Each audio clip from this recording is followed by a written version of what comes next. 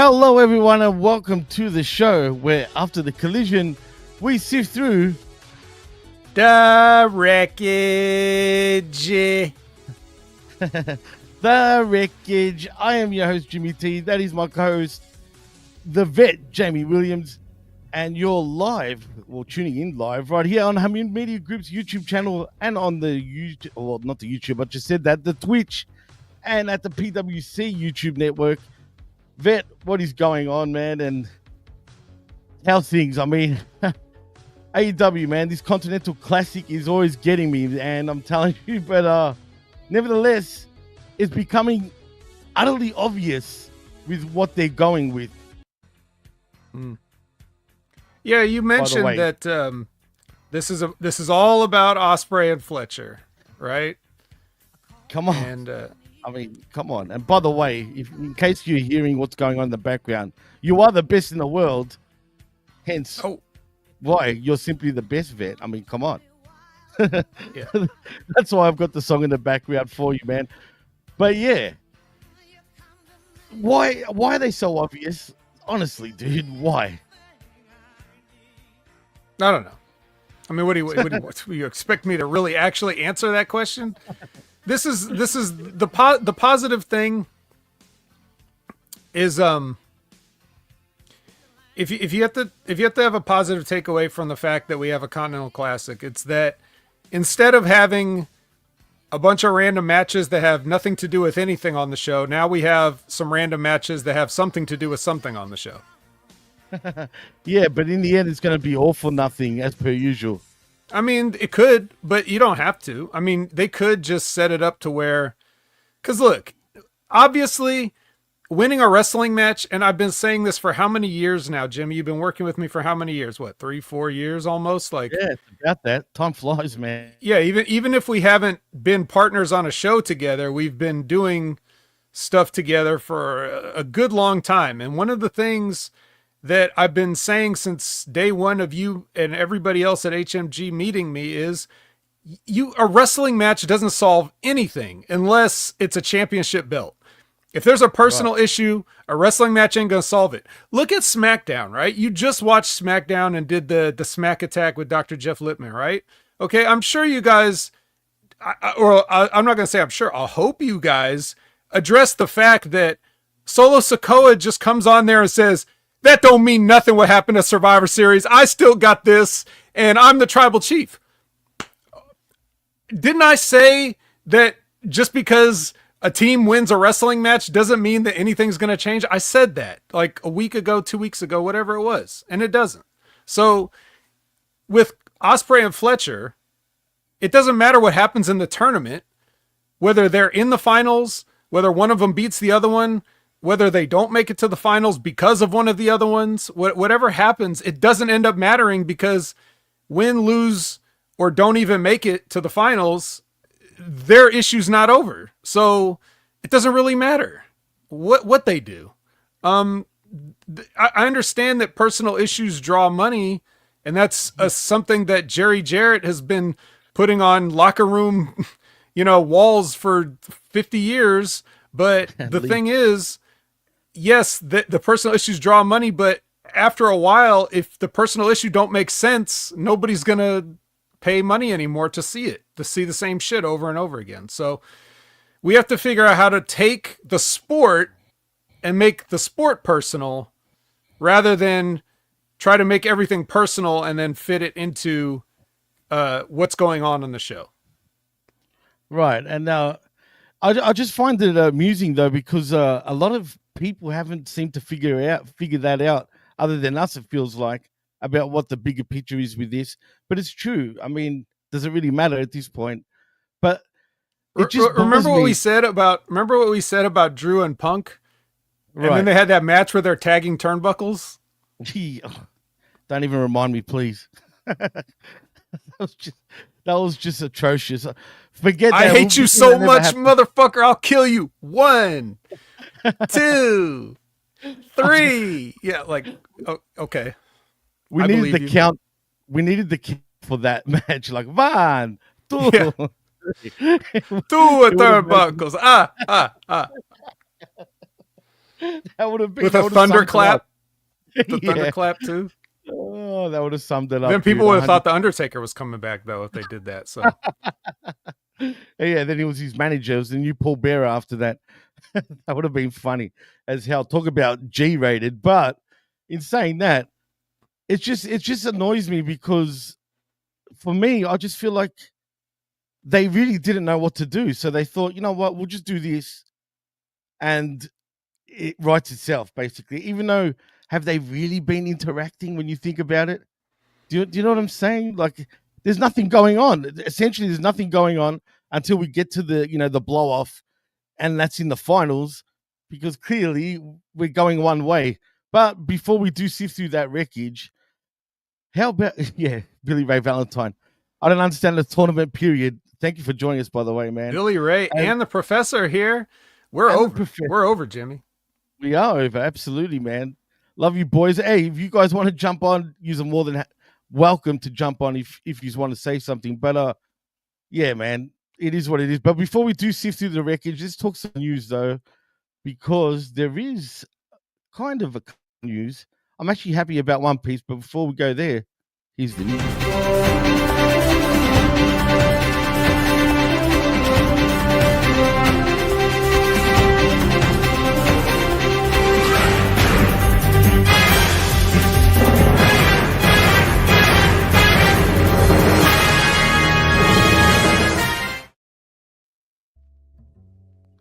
Well, Vet, I don't know if you know, and I'm pretty sure you would know this. I'm pretty happy about it. Not that it really means anything in the bigger picture of things, but have you been watching the super, the tag team tournament in New Japan Pro Wrestling, the best of the super tags? No. The World Tag League, sorry, should I say? Absolutely. You haven't watched it? No. Well, you know who won it, right? I saw a picture of Naito and Hiromu. They won it. So I'm happy about that. I know, but come on. I know it's not the first time they've won it either. I'm pretty sure they've won it before, a few years ago, if you remember. But at least, hey, I know it's still sticking with the same old crap, but hey, nevertheless, they won. I'm happy about it just because it's them. But really, what do you do at that point? In other news, you've heard about all the injuries that coming out of Survivor Series with, for example, obviously we know now for sure. I know last week I was saying in particular, I don't know what to believe when it comes to injuries anymore, but come Raw, a couple of days later, obviously it was legit. It wasn't a work. And Bronson Reed has absolutely shattered his ankle. Does this absolutely stuff up his long-term push? Because it seems like he'll be out for a good year, in my opinion. It's pretty bad, his injury. And sure, he made a moment, but was it all worth it? It's too soon to tell if it's worth it, because we'll only know that if he comes back and things keep going well. True. But I'm worried, though. I'm not going to lie. This is bad timing for him to get that injury. But he wasn't the only one, though, Vet, because Jimmy Uso also broke his toe. And I'm sure, look, it's not as bad, obviously, as shattering your ankle, but still looks pretty bad, though. Broken toe, tape it up. That's it. Tough it out. Also, otherwise, what's your father going to say about you if you don't just get back out there? You'll never hear the end of it from his podcast. Don't even get me started, because he just doesn't shut up. But speaking of, we've also got Tonga Loa also, tearing his bicep, which really? I think is bad for. Yeah, he legitly tore his bicep. 3 of the guys in this Bloodline storyline are now out on the shelf for God knows how long. And again, was it all worth it? But for him, I think it's not a good sign, only because I feel like Tama Tonga and Jacob Fatu have got a good chemistry together, dude. And I think as a tag team, they'll actually be more over than having the brothers together. Well, if you remember, Jimmy, who won the tag team titles in the first place? Exactly. And then they did that weird thing like, I need a bodyguard so you can't be a champ. What the fuck does that mean? You know, I'm sorry because we have to look, it's our job to review a week of AEW in new record times every week, right? We are the AEW Speed co-champions. You know, everybody knows that by now. But sure. That doesn't mean that WWE's going to get off the hook while everybody's on the WWE's nuts right now. Because even though the Bloodline is very entertaining and there's a lot of very entertaining people on the show, it's stupid as fuck. Let's not ever lose sight of the fact that everything that they're doing is fucking childish, stupid, makes no sense, is corny. All this stuff with these sit-down meetings with the music and the camera angles and going to the Georgia Bulldogs football field and all this bullshit is just the corniest bullshit ever. Just because they're better at corny they're better at what the WWE does that AEW doesn't do is they give you a little bit of sugar with that medicine. You know, so that you don't realize that you're getting poisoned, right? You're just like, slow bloodline, that's good. That's perfect. That's well done. Yeah, and you're you know, and then your AEW is just like your school nurse that's just like, here, just pours it in your mouth. He starts spewing up like right away. It's way too much. No, but you're right. That's actually well put, man. That's actually a great comparison. Don't ever get it twisted that WWE is somehow really cool and everything compared to it's still the shittiest, corniest stuff on television. But so yeah. Anyway, but about Tonga Loa, right? I mean, do you need two functional biceps to just stand there and do nothing most of the time? I guess not. But no, so he should not miss a damn day, in my opinion. Yeah, you hear that? Tape that shit up. Jay, tape it up. Tonga Loa, tape it up. Bronson, not going to be able to tape that one up, but do your best. And when you come back, make sure you tape it up for extra support and security. He should have never, ever jumped off. A man at his weight just shouldn't be jumping off cages, man. You know what I mean? Just never do that again. But sticking with WWE, though, Vet, how do you feel about this new transfer window that WWE is about to get into? Have you heard about it? Do you like it? Do you know how it works? What are you talking about? You don't know about it? Oh, well. On SmackDown this past Friday, WWE announced instead of having a draft, we're going to have a transfer window open up. Now, I figured out what they mean by this. I'm assuming, but I'm pretty sure I'm right. Now, I'm a soccer fan. I've said this before. And in soccer or football, I prefer to call it football, but in this case, for everyone to understand, soccer, every January, and I'm telling you, WWE will do this also in January, they open up a transfer window where you can make trades, buy any player you want from anywhere around the world, literally for the whole month. And then after that, you can't do that again unless you're a free agent, then you can sign those guys, right? But forget free agency. In this case, it's just about a transfer window. So basically, they're gonna pluck obviously wrestlers from each brand to suit them, and I actually think this will be the end of the draft. This is what they're gonna do in the future. Not that this thing is even a hard split anyway, because they never stick to it. Let's be real. But whatever the case, it is WWE transfer window season come January. So it's a bit confusing. No, well, look, I didn't listen to a word you said, partially because I don't watch soccer, and partially because the internet over there is as terrible as the WWE's creative. But this is what my take on it is. I always say that WWE could definitely, well, any pro wrestling really can benefit from doing more sports-like presentation, but the problem is they only do it when it's convenient, and then next year they don't do the same thing they did the previous year. They make up new rules every time. There's no consistency. They always just take that creative license. And even though Zane Vicious was being sarcastic when he said they got to prove they're moving away from Vince somehow, they do have to do it in that sense of where he just goes, creative license or whatever he used to say. So, you should have, even though it's a work sport, you should have hard and fast rules that will tell you how to be creative. If you have a template to follow, then that determines how your creative will work, because you'll say, well, we can't do that because we have fake rules in place. So we got to stick to the fake rules, right? Absolutely. It's like if you're watching a superhero movie, if you're watching a Spider-Man, right? We know Spider-Man swings on webs through the city, right? But if Spider-Man just starts flying like Superman for no reason, then you're going to be like, hey, this is phony, even though the whole thing's phony, right? There's no such thing as Spider-Man with spider powers. Right. But if he has a power that doesn't make sense, all of a sudden you get taken out of it.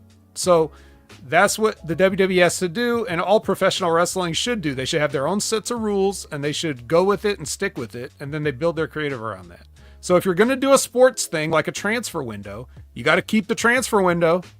You got to keep it, and you got to keep doing it. They're not going to do it though. Next year it could be something else. And then, even with the draft that they did have, like you said, it's not set in stone. It's wild card bitches and all that other stuff. So it's like whatever's convenient. Okay. And I guess it doesn't matter. I guess the people don't care anyway. So anyway. Yeah, they should have explained it a lot better. And usually WWE do that, but I assume because we've got till January, they'll explain it. But then again, don't bring it up at all if you're not going to explain it. Wait till you're ready to explain how everything works. So even though I've got an idea of how this is going to work, not that I know for sure, I'm just assuming, because they particularly called it a transfer window. That's a soccer term when you use that term. So I don't know whose idea this is. We'll see how it works out.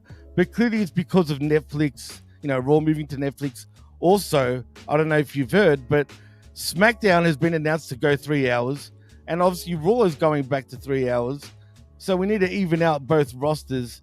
But I can see the big boys coming over to Raw, though, it seems, Vet. The time has nothing to do with the rosters. Because they'll have the Raw's been 3 hours for however many years, and they still left people off the show every single week. That's true. They have more than enough people to make the 3 hours worthwhile, but they don't do it. They tend to just drag it. So none of that matters.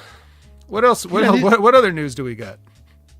To be honest, there's not really much other than Penta El Zero Miedo has officially signed with WWE. As a matter of fact, he also said his goodbyes to Source. Was it? It was not Fightful. Oh my God, it's one of the big ones. Was it WWE.com? No. Then I don't want to hear it. Hold on. Wait.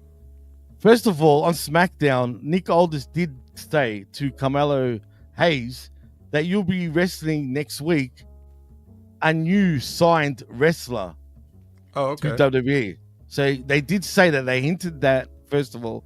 Second of all, the news was coming out. Look, who broke it? Let's just go here and see. It was WrestlingNomics that actually that broke it originally. And Fightful also ran with it also. And Pro Wrestling Insider, of course, with Mike Johnson. Quite a few places that are pretty somewhat reputable, right? Forget Fightful, but I believe more so than anything, have also said it. And Nick Aldis kind of gave it away. I mean, who else could it be? I don't know. I mean, the way the WWE uses their own language and wording, it could be somebody from NXT for all we know. They did say an outside guy, not anyone that's in the company. Oh, well, so let's hope so. Let's just hope so. Okay. That would be a good. What do you want to say? Like a good like adrenaline boost, I think, for him to show up. Well, what I want to know is, does he keep his name? We all know that he lost his original name. He ends up getting a new one. I don't know if AEW owns it or not, or if he owns it. But if he say he doesn't, I'm assuming he does. Say he doesn't, what the hell do you call him this time? I mean, what can they say? I mean, what can they do? I don't know. If it means enough to the WWE, they can buy out whatever. That's true. Good point. Well, and also before we move on, how do you feel about Ray Phoenix complaining online about it's inhumane to be treated the way he's being treated? And I'm assuming he means AEW. I mean, if that's how he feels about it, then it just seems hypocritical, because when AEW started, Tony said he didn't want to be like Vince McMahon, but he's doing things that he does. And I understand that he has every right to do it. I'm just saying you didn't have to say it. You shouldn't have said it. That's the perfect way to, then you shouldn't have said it. So, okay, you know, do what you want. It's your company. You have been doing what you want, and you've been successful in you know, a lot of ways doing it. But I just me personally, I think part of doing good business is being personal and taking care of the people. So like if I was an owner and I had somebody that I didn't want, I would just let them go. It's that simple. If they don't want to be there and I don't want them there, let's not waste anybody's time. You know, let's just shake hands and say it didn't work out. I wish you the best. It's not going to make one bit of difference. It's like if Ray Phoenix goes to WWE, that's not going to change one single thing about AEW. Not one. So what's the point? You're just paying him to stay home. That's why don't you just why doesn't for comparison's sake, why doesn't everybody listening right now and everybody in the chat just go ahead and take $20 out of your wallet, flush it down the toilet, and just do that every day until you get the point. That's a fair call. Funny enough, the professor says Hikuleo. Oh man, if it's Hikuleo, but for some, I can't see it because I'm hearing he's working at the Performance Center. Personally, why would he just wrestle Carmelo Hayes for no reason? That just doesn't make sense to me, like personally. So I don't see that. You know what I mean? Well, why would Penta make sense? Nothing makes sense. Just do it. No, but he's a fresh face, whereas Hikuleo should be, I assume, would be, you know, right into the Bloodline storyline. You know what I mean? That's what I mean. Mm-hmm. That's what I mean by it doesn't make sense. Whereas Penta, you can just debut him. I mean, how else do you debut him? You know what I mean? Well, I mean, wait a minute. Okay, see, this is why I'm here, right? This is exactly why the vet is the best in the world, and I'm here at Hami Media Group to teach all of you how to think correctly. You just said Hikuleo's supposed to be in the Bloodline. Why on earth? I'm assuming. Okay, why on earth could he not debut against Carmelo Hayes as part of the Bloodline? What's preventing that? Why don't they just come out with him? Like Nick Aldis said, he signed somebody and they come out with, like, then he would be instantly over, right? Because if he just walks out there, a lot of people are gonna be like, huh? But if the Bloodline all comes out, and then that's like, wait, I thought Nick Aldis said we signed somebody new. What's the Bloodline doing? You see, why do you have to separate the two things? Why couldn't Hikuleo be the guy with the Bloodline? But that's the problem. Fans just are conditioned to think in such compartmentalized terms. Everything out there is possible. If you can imagine it, you can do it. So, right. Fucking, oh God, Jesus Christ. What's next, Jay? I'm just saying, because unless they're going to run him over, sure, do that. You know what I mean? Well, why wouldn't you? If you're debuting somebody against Carmelo Hayes and you had the thing about you need to reevaluate your number one draft pick line, right? Remember, didn't somebody say that? That's true. So you're already making it seem like Carmelo Hayes is overrated. So if someone comes in and squashes him, that does more for Carmelo Hayes' character, because now he gets more heat with that. If Carmelo Hayes just has a 15-minute match with some guy like Penta or whatever, or Hikuleo, he just has a 15-minute match, then we're in AEW again. So no, you're right. If it's Penta, it will be a 15-minute match, 100%. If it's Hikuleo, I expect a total squash. We'll find. So we'll see. The only thing about Hikuleo that I'm not sure about, we both know he's not that great in the ring. is he actually ready for the main roster per se? That's Can the he only choke thing. slam Carmelo Hayes without fucking it up? Absolutely. Okay. I assume he could. Okay. That's all that matters. All See, right. I have to recondition and re-educate everybody, guys. Live on the spot. I'm asking the questions. You've got the answers. That's all we needed to know. Also, did you hear about Matt Cardona debuting on a show that nobody watches? And I'm talking about Ring of Honor. Jimmy, it's in my notes. I take notes. Oh. You know that, right? Ring of Honor is part of AEW, and the reason I don't include Ring of Honor in our weekly breakdown is because nothing fucking ever happens on it. But when something does, I put it down because I always skim through Ring of Honor just to make sure nothing happened. Well, this week something happened, so I wrote it down. All right, we'll get to that. Now Best that I know in the world. You're on the ball. That's very good. Well, you know what, Vic? That's the news, man. I don't think there's really anything more important other than pretty much spewing up, the same stuff that we pretty much said on numerous shows. So I think we can get into the wreckage officially right now and start sifting, Vet. What do you think? Yeah, let's do it. Let's do it, Professor said switch to decaf. Hey, man, I'm just trying to be magnanimous and effervescent, Oh. My hero, the professor. And just the way you're breathing. Settle down, Vet. Settle down. Usa. I'm getting wound up here. Shit. But you know who else I bet was wound up a little bit probably this week at Dynamite in Indiana? Who do you think? Rip Rogers, because he was in attendance at this Dynamite. Yeah, really? So he must have. Yeah, so he must have been like. No. He must have been like, God damn, this shit's fucking right. I feel sorry for him now that you just said that. Mm-hmm. Oh, he's going to go on a rant for sure this week on his show. No, he's going to put over AEW as the greatest ever because the Outrunners were there, and that's all that matters. It's true.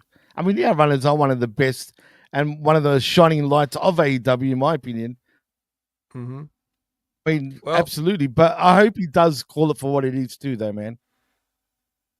Yeah, let's see what happens. But anyway, we start off with a package for the Continental Classic tournament, and then we open up our first match is Kyle Fletcher versus Shelton Benjamin. God damn it, Vet. Where do we begin here, man? Because it felt like it was, Benjamin was showing what he's capable of, what he's been doing week in, week out. But of course, we've got that Aussie fever in AEW right now, Vet. It's kind of weird. Well, they had a decent match. That was good. I mean, decent. All things considered, is decent for what they do. But the problem with it is, what you're going to remember is the finish, and that the finish was very weak because it was one of those finishes where he rolled up Shelton. Kyle Fletcher rolled up Shelton and grabbed the ropes, but there's no way in hell or on earth that Shelton Benjamin would have been pinned by that weak ass schoolboy. So, if you're going to schoolboy somebody, be sure to fold their ass up and make it look good. Especially if you're talking about Shelton Benjamin, who's known for wrestling. It's ridiculous. So ridiculous. And I know my internet is playing up. If I just refresh, it's because I'm trying to fix this. So just be aware. I'm not disappearing on purpose. I'm just refreshing. But yeah, continue, Vet. Okay, well, next is we get Hook. Hook appears. We haven't seen Hook in a while. He calls out Nick Wayne. He wants to beat up Nick Wayne right now. Instead, he gets all of the patriarchy, and then they all kick his ass, and then they hit a concerto on his wrist. Vet, R.I.P. to Hook. I'm sorry, man. He's just. I mean, is he going to get someone to help him out at this point, or what is he? A one-man band? He's just one man. Yeah. Stop it! Don't do You know, that. this whole thing, everybody here kind of sucks. I mean, look at Christian. He's got like the money in the bank essentially, right? And then like, Yep. and he is getting paid quite a lot of money to just walk out, stand there, look at somebody for 5 seconds, and then go in the back. Like, it's a great gig. He's the smartest one. Why do they even give him this money in the bank, whatever it is, money in the case? I don't know what the hell, but then why? What's the point? I don't even see him winning it whenever he does cash it in. No, no, of course That's what I'm not. saying. Like, Christian's going to be the AEW champion. imagine that. Imagine they do. Talk about out of touch. If they ever decide to, go that route, that's what you call out of touch. And I mean badly. You know what I mean? See what happens there. I think it's useless that he even has this stupid case, whatever it is. But as far as Hook goes, though, Vet, both of us, love Hook, man. But God damn it, what are you like? How's the kid supposed to fend for himself now? I don't know, but they don't know either. And it sure ain't this.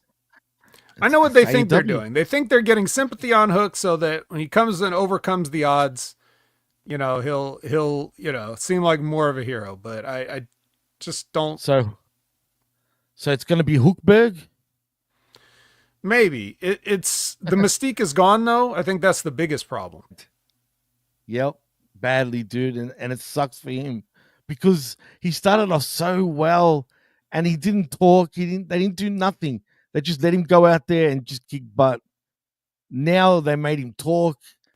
He's not ready to like be in the middle of the and talk for like 2 minutes even. He's just not. How about you let Nor the should kid practice? Nor should he have to do that even if he was ready. Right. Yeah, because he's much better being that silent killer. You know what I'm saying? Where he doesn't have to have his mouth moving. He proves that he's a killer by him wrestling in the ring and just taking out everybody. But of course, Booker of the Year TK, he knows what he's doing, dude. I mean, this whole company does. Well, speaking of that, Renee stops Mercedes Moné for a promo. And then we go back to MVP, and he's telling a cameraman not to leave. He wants them to film this. And then he's disappointed in Shelton and kind of berates him because he's supposed to hurt people.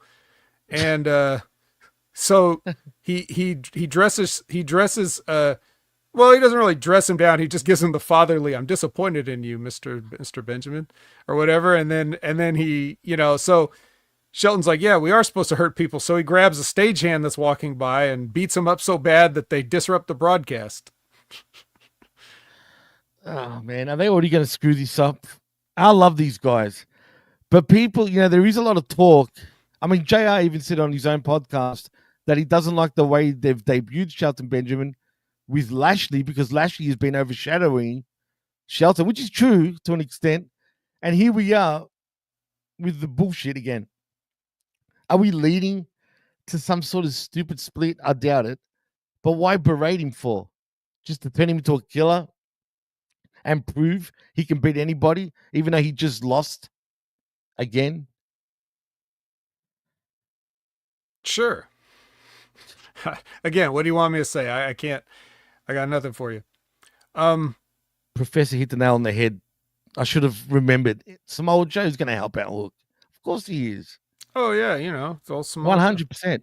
You're right, Prof. 100%. I'm with you on that. Well, you know what else we're gonna talk about the as far as what are we doing? We have the Dynamite Dozen Battle Royal. God. Obviously, I'm not going to recap a Battle Royal. I'm not going to recap anything on this show. Just forget this Battle Royal. This is the worst one I've seen in my life. It is funny. I did like this part because no matter what, no matter how much people say, they're going to do what they're going to do. Like, Adam Cole and Kyle O'Reilly eliminate Brian Cage and Lance Archer, respectively, to be the final two. Oh my God, man. Not even in a battle royal can a giant man win in AEW. You know, like it's just hilarious. It's hilarious. I can't. I don't know what to say anymore, dude. Okay. Pathetic. Good. Glad you don't know what to say. That means we can move on. Dark Julia. Oh, yes. The Dark Julia vignette. Jesus.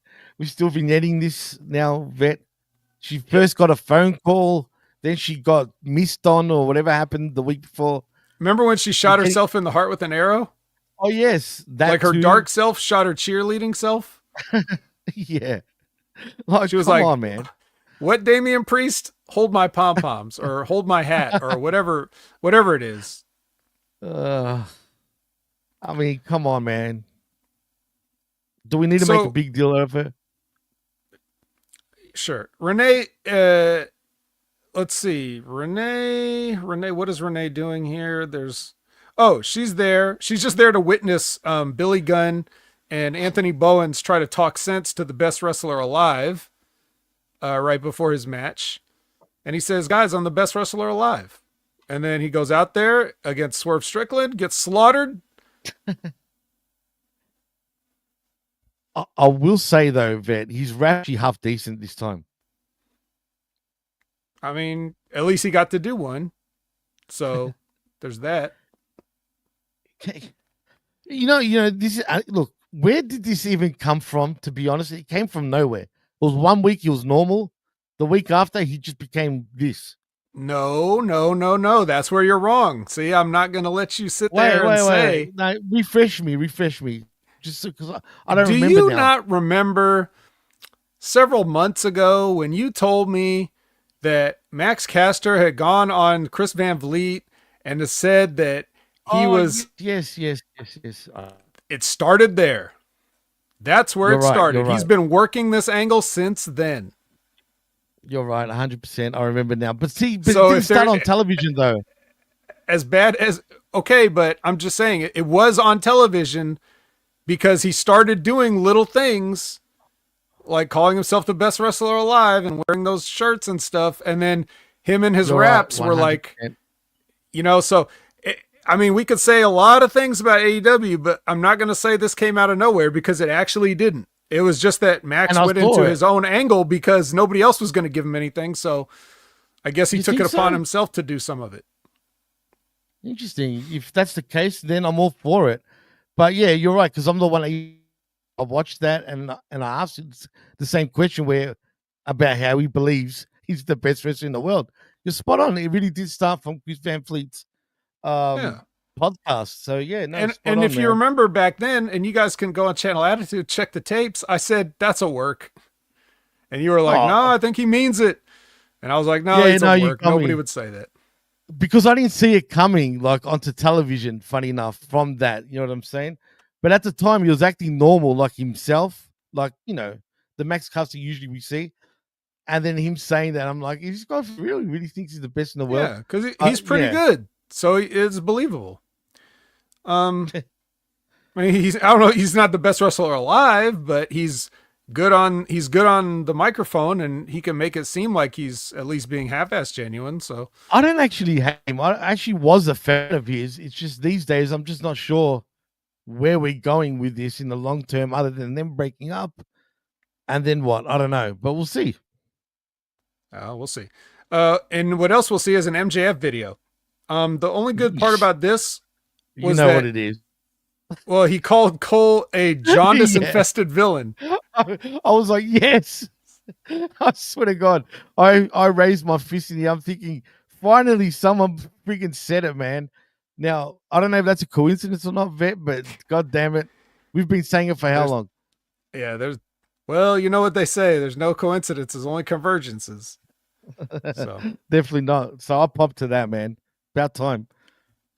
All right, it's time to finally eat something because it's Switchblade versus Pac next. And two guys who are just not in the Continental Classic, but whatever. Here they are. For whatever people want to say about AEW, their crowds, their attendance, all this other stuff, the people here in Indiana this night were hot for this match. Like, they were into it. When Yuta cut Jay White off and started some heat on him while the referee was distracted, he got a huge round of boos. Like, they hated Wheeler Yuta here. And he did it again later too, because he pulled out Jay at the end of the match and hit the Psycho knee on him and then rolled him in or whatever. But apparently it just wasn't very effective. Yuta's still a little undersized because Jay just shook that right off and hit the Blade Runner on Pac for the win. And then Yuta and Marina and Mox came out and they were going to start beating him up. And then Hangman came out and Orange came out and they assaulted Jon Moxley. And then Christian wandered out and stood there and looked and got paid probably like several tens of thousands of dollars, and then went back and did nothing. And yeah, so another big schmaz. Go figure. Yeah, and I've got mixed feelings about this. I love Jay White, as do you, Vet. But, you know, man, that no selling, you know, with the Basako knee from Yuta, and then he just gets in the ring, you know, switchblade, bang. Like, that's it. I'm happy he won, don't get me wrong. But still, really, that looked pretty, like, it looked pretty good, man, the way Yuta got him. The camera shot was good too, like, for once. But just for him to no sell it like that, it was a bit, you know, but still, he got the win. I was happy about that. What I also don't like, though, is what happens after the fact, as you said, with the schmoz aspect of it. But not just the schmoz, but now it's like, you know, an enemy of an enemy is a friend, whatever the hell the saying is. Right. The point is, do we really need to see Jay White and Orange Cassidy team up? And Hangman? And right. Come on, bro. Like, no, and we now don't. He's Hangman a baby face suddenly too. No, nobody's a baby face. Jay White's not a baby face. That's what every week I listen to the same shows, and these people are supposed to be experts in the field and they still don't get it. And they're like complaining about like why Jay White's a baby face, and I'm like, he's not. By the way, I didn't say about Jay being a baby face. I'm talking about Hangman being, no, I'm just saying, but you don't become a babyface just because you're put in a situation. I keep saying this. You're a babyface or a heel determined by your own actions.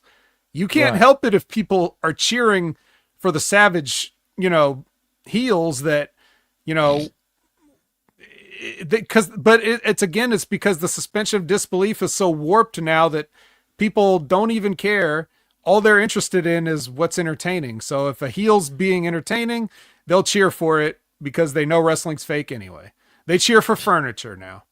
As Jim Cornette would say, they're cheering for tables instead of baby faces. So go figure. But still, the bigger issue for me is when I just look at the body of the match, because I don't care about the creative. There's no helping it. I'm just looking at the guys themselves and what they can do. So to your point about Yuta and the knee, like, it would have been much better and simpler to just have Pac shit can Jay White to the floor. Jay White lands on the floor. Wheeler's already setting up for the knee. He's already attacked Jay White once. The crowd saw it. This time he goes to attack him again. All Jay White has to do is move. Wheeler takes a flying bump and just hits the floor like, ow. Then you know, Pac goes to pull him back in and then gets caught with the Blade Runner or whatever. So it's the same finish, but it just makes more sense. Who knows why they did it the way they did it? Maybe their time got cut or something and they just had to hurry up and finish it. So they crammed it in. Who knows? But there's the issue though, Vet. If you could just come up with a simple finish that makes sense, just like that, why can't they, dude? That's my issue. Because I'm the best in the world, Jimmy. That's true. That's why. True. Why did I? And I learned from the guy that was sitting up in the cheap seats. Too. That's right. So he probably thought the same thing if he watched this match. But anyway, Jamie Hayter cut a promo. It was awkward because not anything she did wrong, but it was the way they chose to just have her standing there randomly in the back and it was just like, I don't know. I felt like it should have been pre-taped or something. Yeah, But well, I don't know about you, but I was getting actual satellite feed issues during the right show. Were you getting that too during this point? during Jamie Hayter's promo, not really. It just seemed like an awkward place and time to shoot the promo, so it came off awkward. I didn't think she did that bad. She didn't say anything important or interesting, but it felt worse than it really was because of how awkward the staging was. And then Chris Jericho gives us something. I guess this is a new segment we could be seeing called a New York Minute, where he's like hawking tickets to all the upcoming shows. And he called New York. At one point, he called New York Beantown, and then later on, he called it the Big And Easy. Sin City. Oh, did he say Sin City too? Okay, he so he called Sin it City. three different cities that aren't New York. No. So there you go. So you like that one, Jimmy? Technically, I don't, but I do only because of how stupid it was and how just like it's like he's serious, but you know he's not serious. You know what I mean? And it just looks stupid. But what is this? You know what I mean? What's going on now? Like with this, why is he? What was his gimmick in Southpaw Wrestling? Something Cameron, whatever the hell was his first name? Oh, Clint Bobsky. Oh yeah, that's it. That's right. Is he like conjuring this character? I mean, at this point, because it's starting to feel like it. Perhaps. I mean, that character I think was overly Canadian, but it's yeah, that's true. Neither here nor there. Like you said, it's stupid. Speaking of stupid, what do you think about this Bandito vignette? Oh, well, he's wanted by who? By AEW? By this old west town that's seeming. What is this like? Is this like one of those historical reenactment sites? Bro, I was did he commit a crime at one of these historical reenactment sites? And now first of all, I kid you not, I'm thinking, is this a fucking commercial? Like, is this an ad at first, right? So I stuck with it. And I'm like, who are these two fucking rednecks, first of all, right? And then I see the fucking wanted post, and I'm like, you're fucking kidding me. Really? Bandito? Like Bandito? Anyway, is it a wanted poster that AEW, you know, he's wanted by AEW? Because clearly they want him, right? He's been signed for how many years at this point? I forgot he even existed anymore. No shit. Facts. Out of sight, out of mind, Vet. I forgot all about him. And here he is, apparently wanted by AEW. If I'm being honest, Jimmy, I'd rather have Gravity. What about Hologram? Más o menos. So, this is okay. Now, if you're gonna waste and kill TV time, this is how you do it. Anna Jay versus Penelope Ford. Yes. If you're gonna have terrible television on, make it the best looking terrible television possible. I mean, well, you know, the juicy part, I guess, is at the end, and even that was pretty bad. Well, there was a lot of juicy parts in this match, but Anna Jay does win. Sure was. Yes. And then she calls out the CEO. And the CEO just comes out. Like, yeah, yeah, sure. And then she slaps Anna slaps Mercedes. Just slapped her. Oh my God, JR. She slapped her. Puppies, JR. Puppies. Huh. Oh man. Yeah. Oh no. I hate this dude. I mean, I love Penelope though, right? But she doesn't need to be involved in this crap. They could put her doing so much better things. But could they really? As you say that probably and not. think about it, Probably could you not. really? Absolutely She's a super not. bad girl though. I'll say that. She's super bad. But the CEO is super cringe, dude, at this point. I can't stand her gimmick. She's over. I mean, her gimmick though. And what was she wearing, dude? It made her look extra small. Yeah. Did you notice that? Her legs looked really small. I don't know. She's awesome. She was wearing something that looked like lingerie. Well, yeah. I mean, absolutely. Absolutely. CEO. It's on her time, Jimmy. It's on her time. It's on the CEO's time. She's not going to fight her now. Right. But apparently that time is 2 weeks. because the graphic pops up like right after this saying Mercedes versus Anna Jay at Winter whatever. Like, so Winter is coming. I guess she definitely let Tony immediately know. She probably was texting him in the aisle before she went to the back that's when her time is, because that was a really fast graphic to pop up. It was fast, and as a matter of fact, again, this is lazy though, because we're not going to see him probably next week. Oh no, it is 2 weeks from that last Wednesday, so we probably won't see anything about him. We'll see vignettes or pre-taped promos, but no real interaction until the match. That's what they do with everything. Wait a minute, dude. That's not what they did with Chris Statlander. That means that potentially Mercedes could drive a tank in and just roll over Anna Jay. Well, I mean, why not? I mean, yeah, she can roll over it. But you're right. But if Anna Jay's laying on her stomach and it tries to roll over her, then it's just going to get flipped over. I agree. She's got back, but no shit though, man. I hope they do some sort of Statlander sort of not exactly the same, because we saw a lot of crap, but at least for the 4 weeks leading up to the pay-per-view, we did see somewhat of a story arc, if you want to call it that, even though it was still pretty bad, to be fair. Yeah, bad arc, but an attempt was made. Still an arc. Right, exactly. Not like the arc that Penelope and Anna Jay had in the match. So Renee sits with Mariah May, and then she's going to, and then she's like, I'm not going to sit here and take this because Mariah May insulted her. But then Mariah May just pulls her back down, and it's like, no, you're going to sit here. And she basically holds Renee hostage, and then we see somebody walking in the back. And when I was watching this, I actually rewound it to see who is that walking in the background, like walking in the shot. Different angles. Well, yeah, some woman just walks by and you can't see. And then like I rewound it because I thought maybe I wasn't paying attention, but then I totally paid attention. I still couldn't tell who it was because she walked by so fast. But eventually she comes back around because it's Mina Shirakawa, and she hits. Exactly. Or no, she doesn't hit.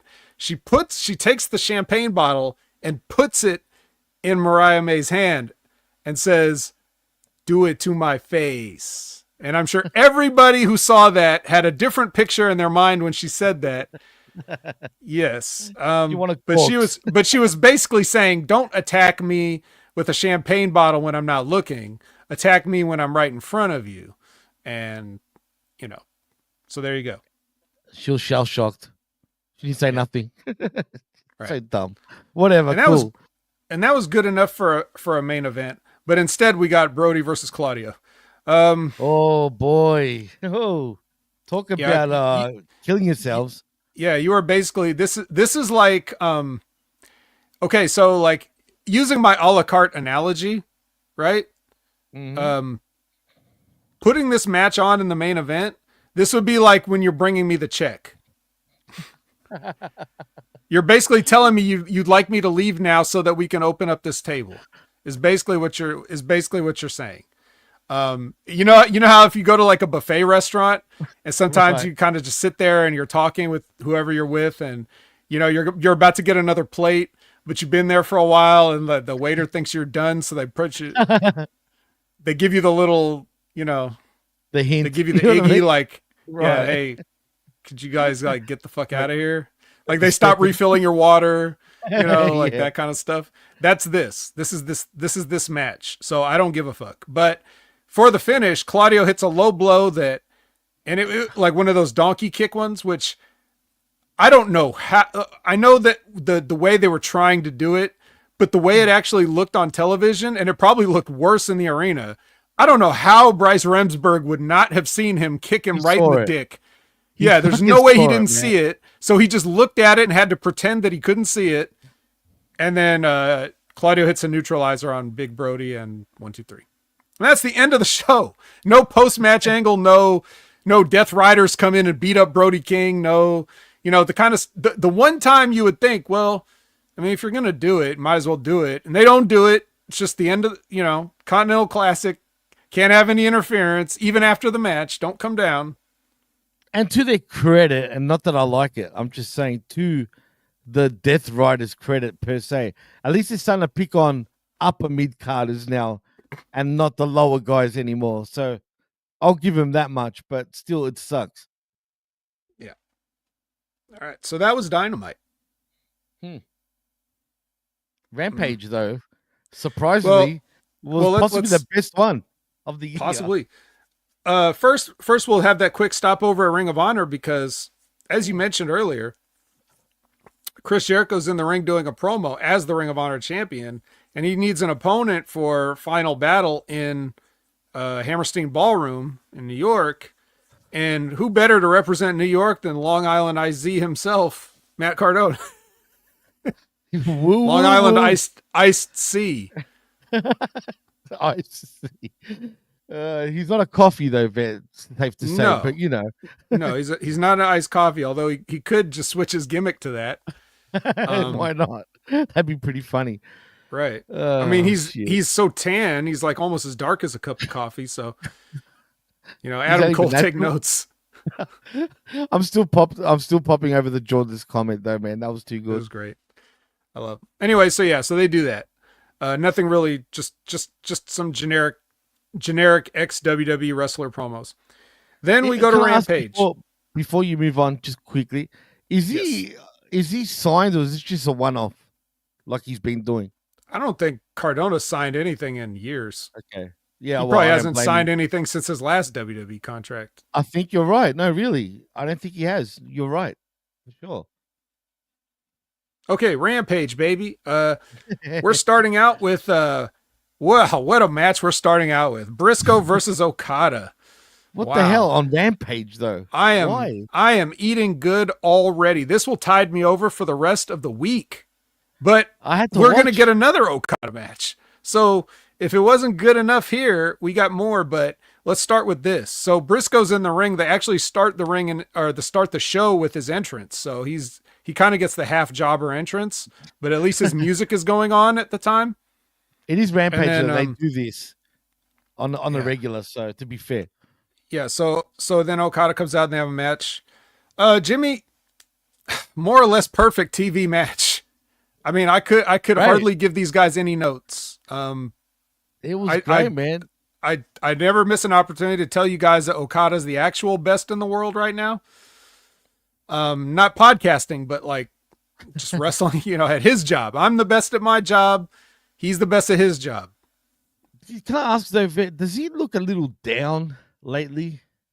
Is his body language seem a little off to you? Well, no. Nope. Okay, interesting. It's Okada. This is Okada. All right. I feel like there's just a little, not in terms of the way he's wrestling.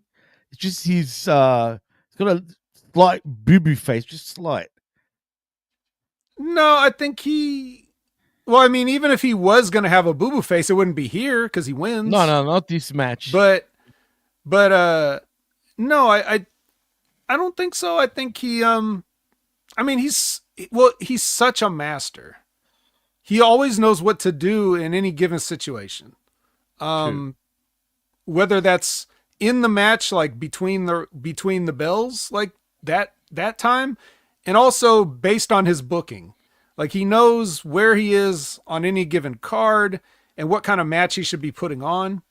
So it's really, for somebody like me, that's why I'm so excited to watch his matches as opposed to everybody else's match, which I just like, I'll leave it on in the background and I'll write the finish down on my phone. But when Okada's on, I have to watch because he's one of the few people that can still like show me stuff. Like I still try to learn watching him, and he's a wrestler's wrestler. Like people in the business should all watch him and study him and what he does. But the idea of and it's so nuanced and subtle too. But I mean, as good as any match you're going to see. And Mark Briscoe, we already know, we love Mark Briscoe. He's definitely going to hold up his end of the bargain here.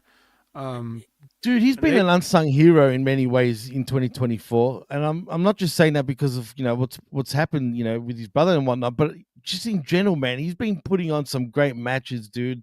And I feel like we give him the credit, but I feel like he deserves more flowers, dude. Yeah, I think people aren't appreciating what he's doing. It's a shame too because That's what it feels like. it's so tragically ironic Right. that he's getting all this TV time now. It should have been his and his brothers before. And if it had been, like if somebody had just put the Briscoes on TV one time, obviously that would have been a chain reaction butterfly effect and Jay would have never been in that accident he was in, right? Oh, Because don't everything say would have that, been dude. different. Don't. So it's such Right. a terrible thing to think about, but look, things happen how they happen, and Mark is doing what he can, and we're all here to appreciate it. Like this masterpiece of a match, which Okada does win with the Rainmaker, and he'll get 3 points for that. Absolutely. Anything else to add about this opening contest? Just like I'm confused, man. Like, why would they put on such a, pretty loaded, not like completely loaded, but a pretty loaded Rampage by our standards on Rampage when usually they haven't cared for Rampage all year, man? Like, what made them, decide to go like this now, especially when no one really tunes in, unfortunately. I guess you'd have to assume that it's because they want people to tune in. I mean, Did it make a difference? it's just a thing that's too late. I mean, if people get used to not tuning in, they just won't tune in. But That's that's the been problem. happening. That's been happening to everybody. Like the Right. ratings, all the wrestling ratings are going down. Oh no, all across They don't the go board. up. No, absolutely, you're right. So But people are just, you're not giving people enough to want to continue. And it's funny too, because, well, you think a lot of wrestling fans, like how many times do people say to us, and we're kind of small time. So how many times do people say, hey, I don't have to watch this stuff. I just watch you guys and that's entertaining enough. Right. all the time. Okay. So now think about somebody like a Jim Cornette, one of the most popular podcasts, like a Keeping It 100, one of the most popular podcasts. They always review AEW, and one of the things that they both say, whether it's Disco Inferno or Jim Cornette, they review Dynamite and nothing else.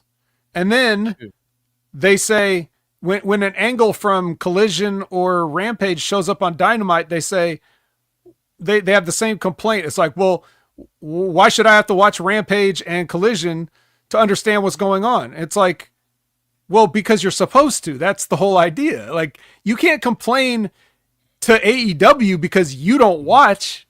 They're trying to tell you, this is their way of telling you, hey, if you want to follow along, you got to watch the shows. So if you don't want to watch the shows, then just don't complain. It's okay if you only want to watch Dynamite, but all you got to say when you're reviewing the show is, well, this was a Collision angle and I didn't watch Collision, so I missed it, and then move on. But instead of berating AEW because you don't want to watch Collision, that doesn't make any sense. So Yeah, no, that's stupid. I agree with that, man. It's just like Bischoff is kind of the same way. You know what I mean? When you think about it, right. And probably Everybody has this overly entitled criticized. attitude of like, well, I don't care, so nobody cares. right? And it's Okay, a domino effect, though. It actually Bro, causes one. If anybody cares less than me about these shows, then I'd like to see it. But I'm here every week as a professional talking about all of them. And I don't bitch. I don't bitch because they exist. I watch them and I cover them because that's what I'm asked to do. Absolutely, period. man. That's So why he's the best and a professional. right. So if Rampage is good, I just take it as like, okay, that's good for me since I'm bonus. watching it anyway. But that's but the idea is, if you're running a business, if you're running a company, you're trying to get people to Tune in. come in and patronize your business.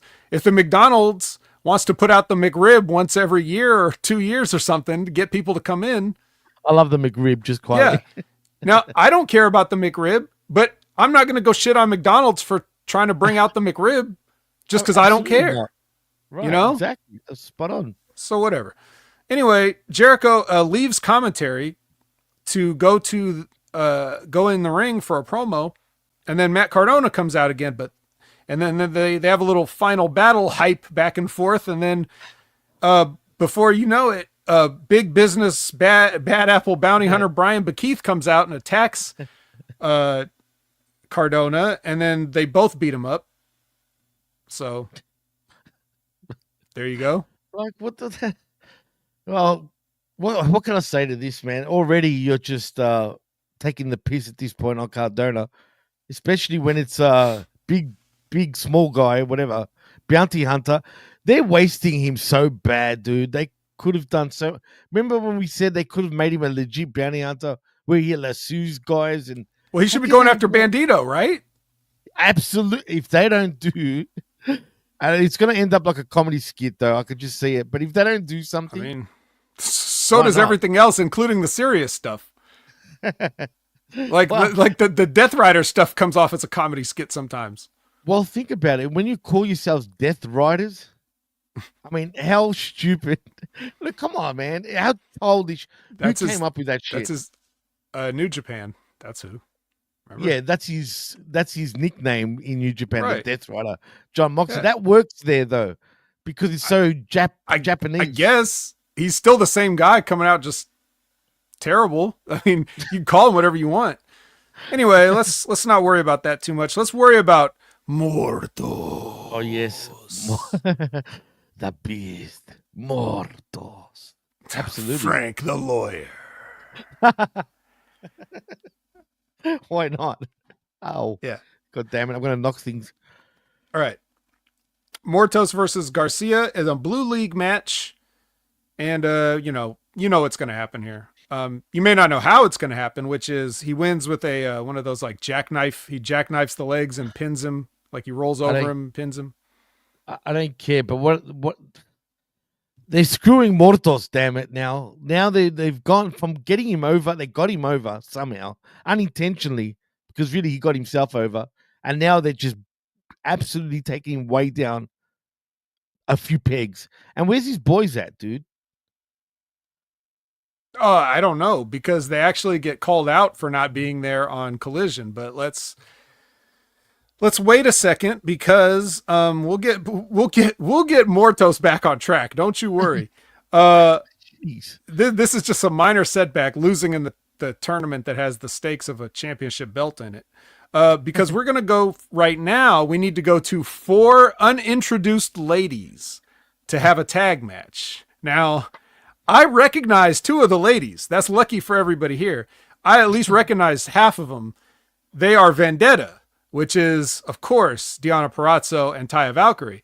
Other 2 ladies, never seen before in my life, or if I have, I forgot their names and they didn't say it here, or unless the announcers did, in which I wasn't paying attention. But there was no graphic, there was no ring announce. It was just ding ding in the ring. And of course, Vendetta wins. And then your main event for Rampage is Ricochet versus Commander. And Ricochet wins with a spirit gun. This was Gold League? Is that what it is? Yes. Are they in the gold? Yes. Okay. Yeah, spirit gun after a very normal match. At least normal for these guys. Like, even in a match with Commander, Ricochet's not going to do all those things that we've been told that he's holding back, and like we said, you ain't seen nothing yet. And like everybody's told us, from Conan to Ricochet himself to anybody, has said that Ricochet's been holding back because of WWE, but I guess he's still quite holding back because in this match with Commander, he basically did the usual Ricochet things, and his finish is a running, sliding clothesline. So what's going on? Why is this backwards? Oh. Ricochet, the more he talks, remember, there wouldn't be an AEW without Ricochet, all right? Just so you know. Oh. Yeah, that's from him. That's what he says. Yeah. He's full of shit. Everything about him is full. This guy, just before we move on, and I'll be quick, he's holding himself back by, A, not shutting up, first of all.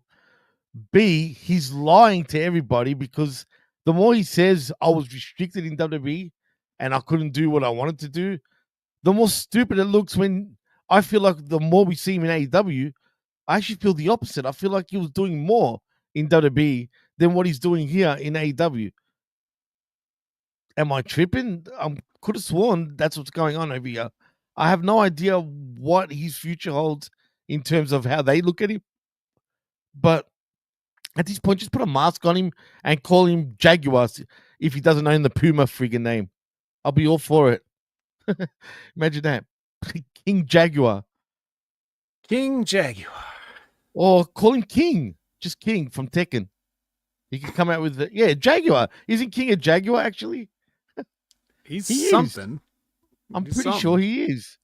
He's Jaguars one of those big spotted cats like a leopard or whatever. Yeah. Whatever. It looks like a Jaguar, similar. Almost same. There you go. Call him King. Just without the ricochet. Yeah. All right. Well, anyway, that was that. So Battle Cat. Yeah. It's time for Collision. And we're starting out with a Gold League match. Again, it's Commander. So everybody's doing double duty here. It's Commander versus Darby Allin. And there's one notable thing in this match. And that is, okay, so here's how smart Darby is. He's like, okay, now how do I have I'm Darby Allin, and I'm actually finally the same size as a guy, if not a little bigger. When was the last time we had a match like that, actually? For right. Darby? So how can I do something for this guy who's obviously going to lose? And what he does is the cutoff spot is a chair is set up outside the ring with Commander sitting in it, and Darby goes to flip a cannonball at him like a suicide cannonball dive, and Commander moves and Darby takes a bump onto the sitting chair and has to sell for the rest of the match. So that is Darby's psychology. It's brilliant, a little dangerous, but that's Darby though. It just goes to show you that he's thinking about these things on a level that most guys in his position aren't. And you know what? To their credit, the match actually wasn't too bad, man. No. But Commander got way too much in, though, in my opinion. And I just want to see, But that's Darby. Go continue. It's just old school psychology because Darby knows he's winning, so why not? I guess. Like, you're going to do all this stuff to me, and I'm going to beat you anyway. So it makes both of us look good. Yeah, but have you noticed that's the pattern with AEW with most of their matches? One's always dominating, but the one that's dominating most of the times ends up actually losing, unless it's a squash match. I mean, I don't know. I perhaps I'm not the best to judge that because most of the time I'm just fast forwarding, wishing it was over. So maybe I don't really get the flow of the match as well. But the way you said it, because you were so a matter of fact, that makes it even funnier. But well, I'm not going to lie to the people.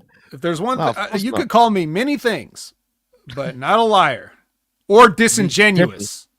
That's true. Notice that guy hasn't been back. Why are you saying this now, Vic? But he doesn't. Because I see him in other shows, but just not the ones I'm on. Because I know he doesn't even understand what he did wrong. That's the problem. I was. There's a reason I went at it. It pisses me off too, but it is what it is. You know what I mean? Hey, man. People are people. Yep. I bet he's one of those people that goes online and calls people soft. What do you think? Oh, that's an understatement. That's an understatement, more than likely. And he's so rude these days. But anyway. Yeah. Well, anyway, as far as I'm concerned with that guy, it's squashed. So you're welcome back anytime. We're even. But Darby Allin wins this match with a cool leg lace pin thing that he does. He likes to do a wrestling move every once in a while just to show that, hey, I am a wrestler, actually. So that's good. And it's nice for Commander because he doesn't have to take another weird bump or have Darby jump off the top rope and land on him with his full body. So nice, easy pin. And he's actually, he's done a lot of work, man, for the week for AEW. So, I'll take my hat off to Commander, man. He's been on pretty much every show this week. Okay. Well, here's who hasn't been on necessarily every show is, Renee is with Takeshita and Don Callis, and Hobbs comes in and he's like, "Hey Don, you forgot me, but I want a shot at this belt." Yeah. So is that how we do things in AEW? We just ask for no more. What happens to the wins and losses, Vet? I thought they mattered. Suddenly this disappeared. Have you noticed that? Well, I mean, Hobbs hasn't lost since he's come back, so I guess he thinks he's ready for a title shot. It's like 2-0. So by all means, I'm on a 2-match winning streak. Give me a shot. And you know what's going to happen? Yeah, winning, and then Hobbs is going to go for his walk again with his book. Maybe he'll be lost again somewhere in Oakland and not find his way back to the arena somehow. He definitely lost his shirt before he walked up to these guys. That's true. And it's not even summer. But anyway, it is what it is. Well, winter's coming, Jimmy. But you know who else is coming? Willow Nightingale. Hey, so clap your hands. Yep. And of course, the great Serena Deeb. The professor. Yeah, the professor. The other professor. The other professor, yeah. Yeah. Of course this match was good because Serena was in it. And we haven't seen her in a while, but she's looked better than she has in a while. Willow looked good. Willow's in shape. She looked great, dude. Both of them, actually. As a matter of fact, Willow Nightingale looks like she's lost a lot of weight. She's still solid, like literally, but it suits her. And she's not really as chunky on the front end. She's definitely not Nia Jax, put it that way. But even Serena Deeb, though, she's looking so much more healthier. And actually has put on a little bit of weight in a good way. Because I haven't seen her this healthy in a long time. Now, I'm not a fan of the Deeb Talks kick out. I don't think that should have happened because it's impressive enough if you can pick Willow Nightingale up to do it. So if you hit it on her, that should be the end. But whatever. Yeah. But Serena was dominating. Serena was dominating this whole match again, that same pattern, dude. And I feel like she was almost teaching her a lesson just to get her shit in, you know what I mean? Which is fair enough. Because like her shirt said, nobody fucking cares, bro. And I wonder if that's actually a statement. What was up with that? That was pretty interesting. I don't know, man. I don't know. But she's here, and she's a pro, and she does what needs to be done to help Willow get over. She takes the doctor bomb, and that's a 1, 2, 3, and Willow's on her way. So, yeah, other than that one piece of psychology about I would have just do the Deeb Talks, like pick her, like look like you're about to pick her up and have Willow kick her legs out. And right. You know, it's fundamental. Wrestling 101. Yeah. Right. Yeah.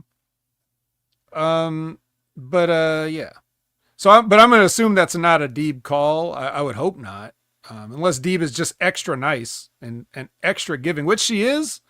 I was going to ask you, you know her, so. Well, she is a huge sweetheart, but I mean, I think superseding that would be what's right for the match. You know, I think. So. No, absolutely. Absolutely, man. But I want her to, it'd be nice for her to have just one run as champion, whatever women's championship bout that is. Just give her that one run, man, and let her show the world what she's really capable of, man, because she's so much better. But at least the crowd were actually booing her, and I'm not talking about in the sense of going away heat. She was actually getting heat because she was wrestling like a heel. All her mannerisms were like a heel. In many ways, she's the best heel in the company, dude, and I truly mean that. In the way she performs, she performed like a heel. Yeah. Well, and I truly mean that. I'm not saying that. Yeah, you know, you don't need me to say anything else. But we have Renee with Thunder Rosa, and Thunder Rosa's point is that what's the matter, Jimmy? You don't like Thunder Rosa? No, I love Thunder Rosa, but why is she start going crazy in Spanish? Oh, well, because she's La Mera Mera. So what was happening here, man? Like, her point was that Mariah May and Mina Shirakawa are going to have a battle for the AEW Women's Championship, and she's already beat both of them, so she feels like she should get a shot. But how long ago was that, though, Vet? It was probably longer ago than Hobbs's 2 wins. So that also gives you the right for World Championship? Is this like I got it. Is this like a 4 corners strap match where you have to you have to get a certain amount of wins, and then if you lose Yes. your momentum, you have to start over. You start over, If man. you don't ask for a title shot by your 4th win, it starts over. It's non and void. Got it. It's stupid, Okay, well, I'm glad we cleared that up. Everyone is doing it now, dude. It's just anyway. Whatever. Well, they always have. I mean, That's true too. Death Riders are in the ring. They're doing I don't remember. They probably started doing a promo, and then Orange Cassidy came out, just waltzed right in. That was talking first initially. Yeah. He waltzes right in. He tells them that they're going to have to kill him to stop him. And then they beat him up and leave. But what? How corny did it look with Orange throwing his shirt at Marina Shafir, and then he threw something at Pac, and then he got beat up? Like, are you dumb, stupid, or dumb, Orange? I mean, come on, bro. Oh, he just doesn't care anymore. Oh, so it's like that. So we're getting the Tommy Dreamer ECW sort of storyline with Raven. Do you remember that? I want another with the Singapore cane. Doesn't it feel eerily similar to this shit? Yes, eerily similar, except totally different. So Right. FTR they're backstage and they're cutting a promo saying that they're going to spearhead the Asheville Fight for the Fallen event to help all these people. And then all of a sudden, we got Mr. Gunman doing this for the. Can you believe that? Hey, he didn't kill anybody. So fair enough. So the camera hears a noise and they look over, 30 feet to the left of where these guys are standing, and that means that they could have been watching this the whole time, because what it was the Death Riders taking Orange Cassidy and trying to disinfect him again. I guess he got dirty out there when they were putting their feet in his mouth, and then they're getting ready to pour the disinfectant in his mouth again, and then Hollywood the Axe Axon comes over and stops him, and he's got a lead pipe, and they basically face down the Death Riders with a lead pipe. Oh my god. What the First, this is bad taste. It was a lot of bad taste going on in this whole segment, Vet. Not just the Fight for the Fallen part, but it just comes across as disrespectful to Fight for the Fallen and what it represents. Maybe I'm looking into it way too deeply, but I don't know, man. This is just corny as hell. What's up? What's in this disinfectant, you think, Vet? I don't know. Are we going to get Perhaps kidnapped? It's a proprietary, AEW cleaning blend. Death Rider blend, maybe. Yeah, Death Rider blend. It's green, it's like a bluish green. It's like so it's like I don't know what of dishwashing detergent and the blue one. So green one and the blue one, and then you got purple. I think Fabuloso makes like a color like that. But yeah. I was gonna say we got a thing called Morning Fresh over here, so yeah, there could be like a Mr. Clean version too.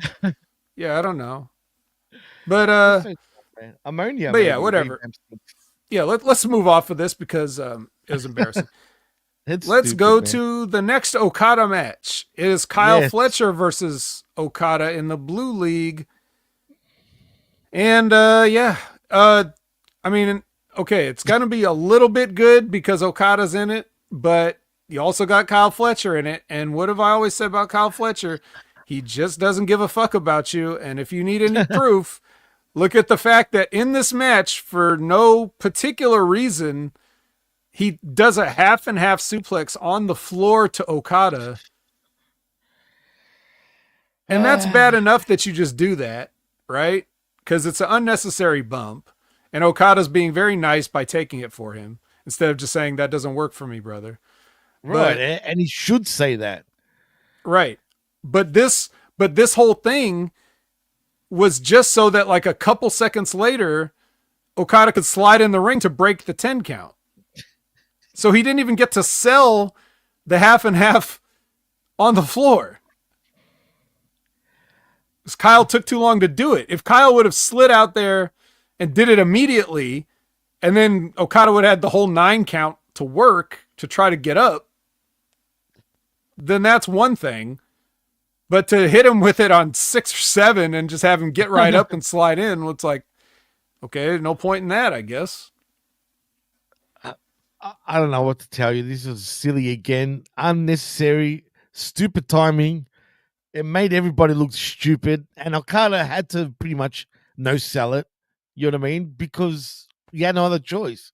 I mean, and it's not his fault. You know what I mean? And unfortunately, I can't believe what happens in this match. But not really that surprised, but still surprised, no less.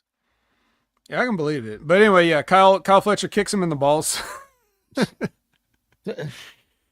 And picks him up for a brain buster. At least it's not the dangerous guillotine. Right. Thank God. Corner one, because I think Okada would draw the line at that, but he also didn't need to because of the ball kick. So, why does he picks up 3 points and goes to 9 points. He's damn near uncatchable right now.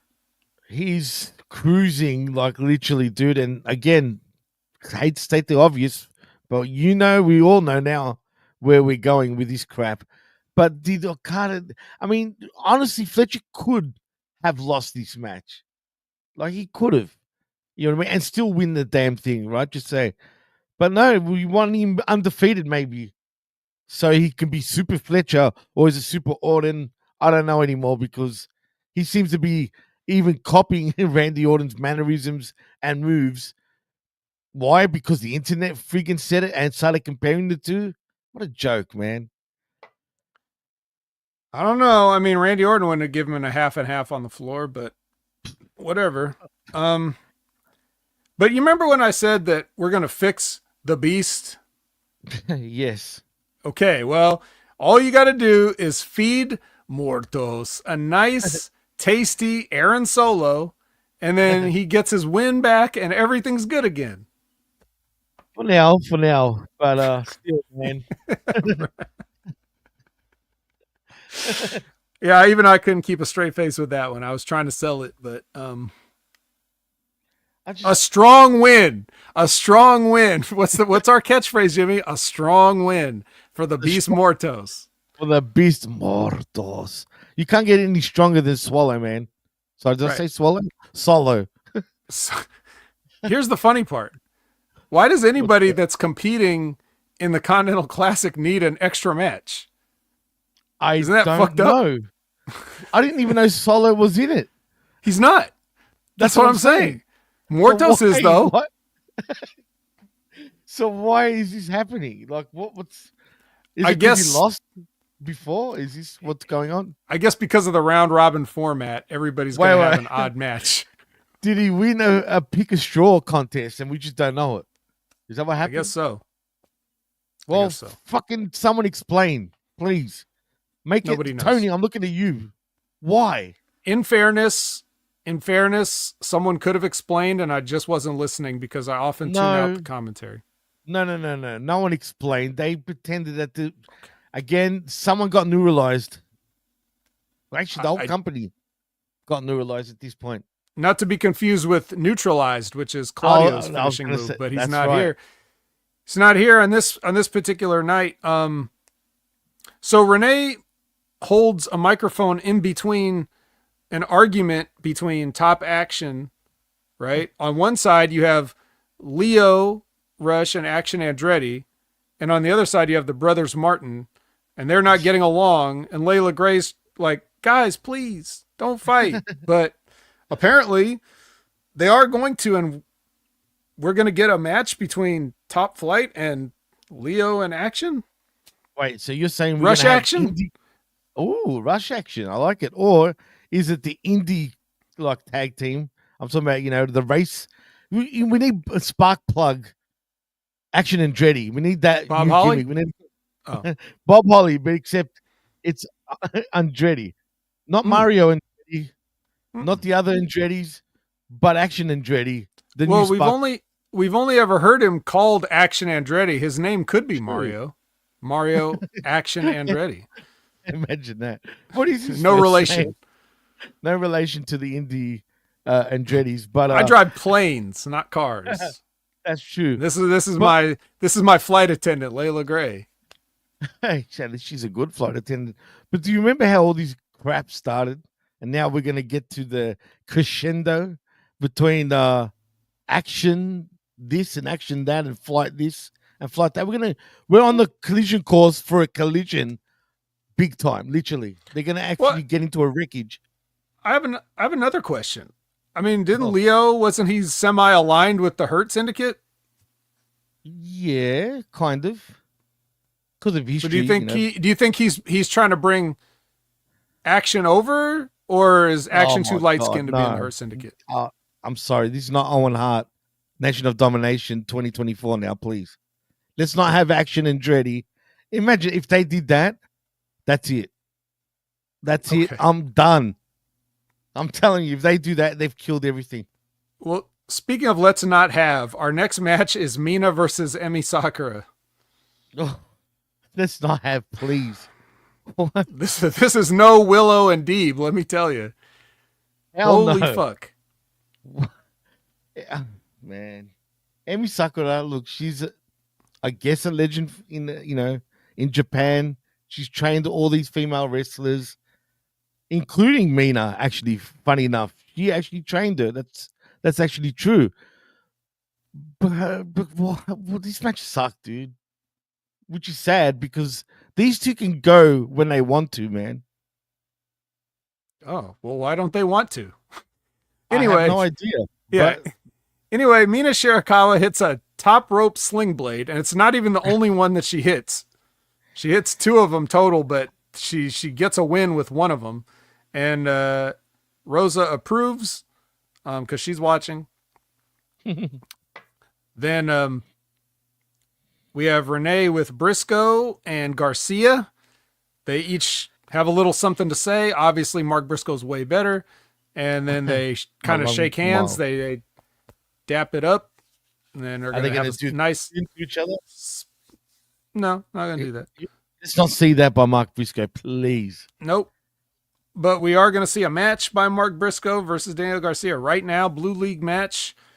For some reason, a random Corbin Burnson was sitting in the front row. I don't know what to tell you about that, man. Corbin Burnson. Why? I mean, fine, but why? Oh, man, this show.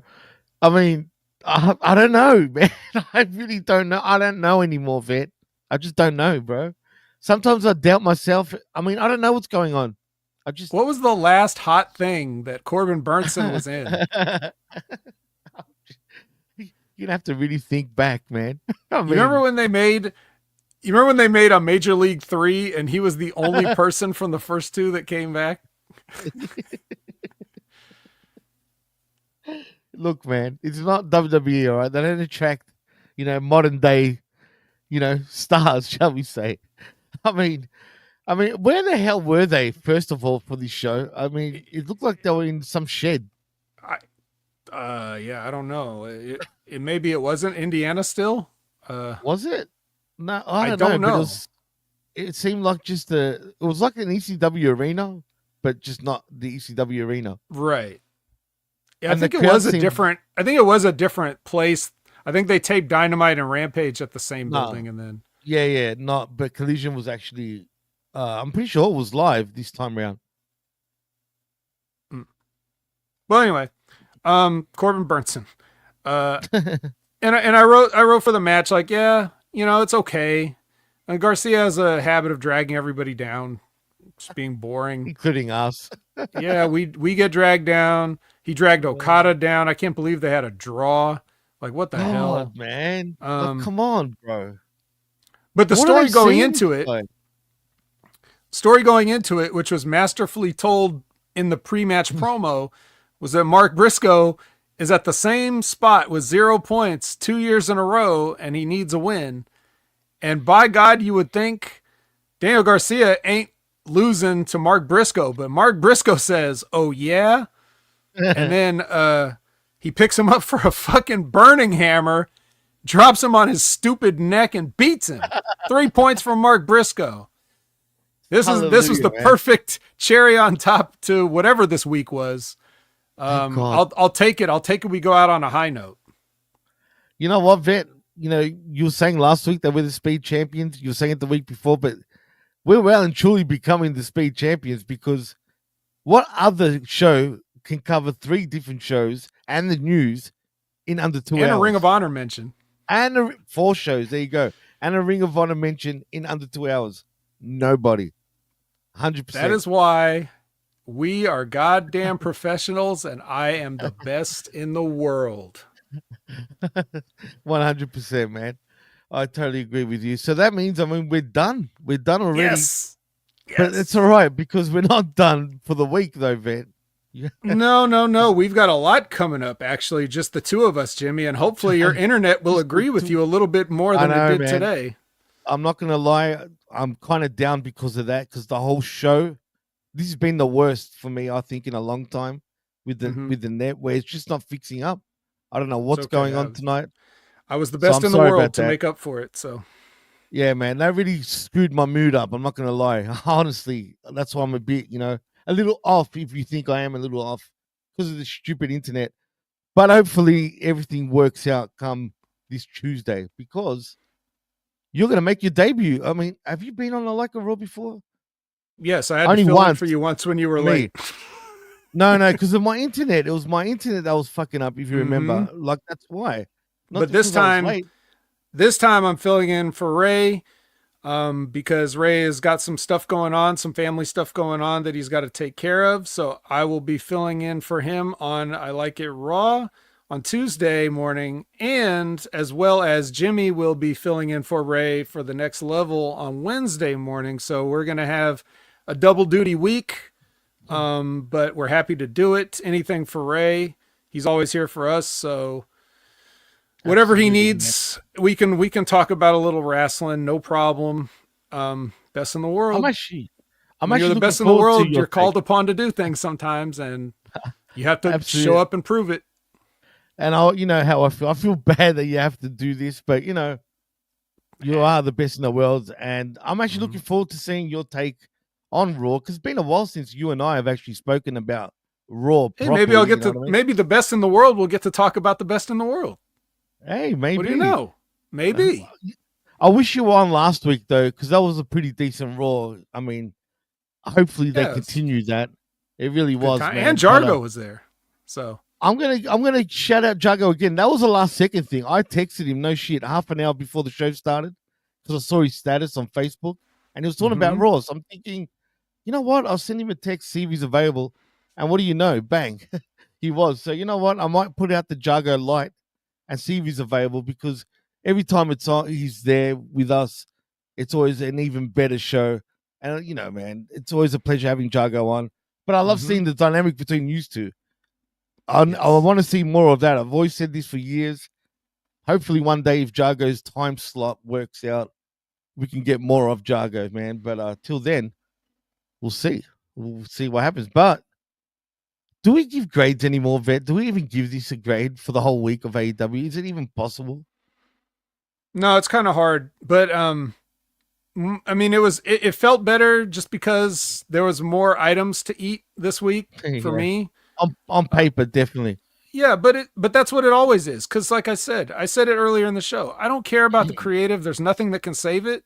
So it really doesn't matter. I'm more interested in watching the guys go to work. The guys like the Jay Whites, the Okadas, the Briscoes, the Shelton Benjamins, all those guys, the Darby Allens, all those guys I enjoy watching. Like they go to work, they pack a lunch, they're there to do their best, and I am trying to watch them, and like I'm trying to enjoy it from that perspective of like this is something I did for a brief window of time, and I want to see the best people do it. When I see anybody doing a good job at what they normally do, inspires me to want to do a good job at whatever I do. So hopefully other people, I call myself the best in the world. It's only kind of joking, but like if you guys are enjoying the show, I hope it gives you guys listening like a little motivation to, get out there and do your best too. So, I enjoy it from that aspect. I'm not expecting AEW to ever step it up creatively. That's that's sad, dude. But and as I pointed out in the show, there's a lot of shows that aren't, WWE isn't stepping up creatively either. They just do the same tired bullshit over and over again too. So it's really all just about enjoying the individual talents for me. You should be glad though that you didn't watch the MLW show this past week, because I did, and boy did it stink. I'm sure it was good for Ray and MSG though, who were actually in the building for the event. What was it called? Something shot, one shot, whatever. I don't know, whatever it was called. It was the Eric Bischoff show. And even dude, have you seen the new Concha, the latest version of it? I don't care. Let's just end this show before your internet ends you, Jimmy. That's true. Well, tell them what you're doing, Vet, and other than, obviously, you're doing shows with both of us this week. But what are you doing tonight? Are you going to be on the Twitch? And what game are you playing? Yeah, jump right on after this on twitch.tv/opinionhaver to watch. I'm going to be playing Indiana Jones and the Great Circle. We're continuing the adventure. Yep. And so that's been going on the past couple of times, and we'll see how far we can get. You already know HMG. I'm going to be on everything this week, so just stay tuned on HMG, and I'm on every single show. And then it's HMV for the week. Yeah, it's HMV, best in the world. And then yeah, that's that. Check out Rip Rogers every Friday at noon, and check out Stevie Rich's show every Friday. A lot of big Fridays. Great shows, by the way, when it comes to Stevie Richards this week. I mean, I've loved his show. Lately, his shows have been really, really good. If anyone hasn't checked out his shows, check out the most friendly guys of WCW, even though really it's about not just WCW, but all of wrestling. Was that from the week before? No, it was part one. No, he did part 1 and part 2, right? Part 2, right? Okay. Absolutely, and pretty eye-opening with some things. And fuck you, Ric Flair. Just quietly. Yeah, Ric Flair. Well, Ric Flair has a habit of getting drunk and saying stuff, so I know, but really when I was hearing that, I'm telling you, it irked me, man. It really did, because that's a weak move, man, to do that. Yeah, it's regardless. Whatever. Frank said we need Vet on Ripper show. I mean, I could turn the mics on if I was on the show. That's for on Reaper or Rip show. Well, Frank will know what I'm talking about. But anyways, that's it for me. Jimmy, what do you got going on besides everything? Well, just like you said, you already know where I'm going to be at. Wherever Vet is this week, I'll be there also.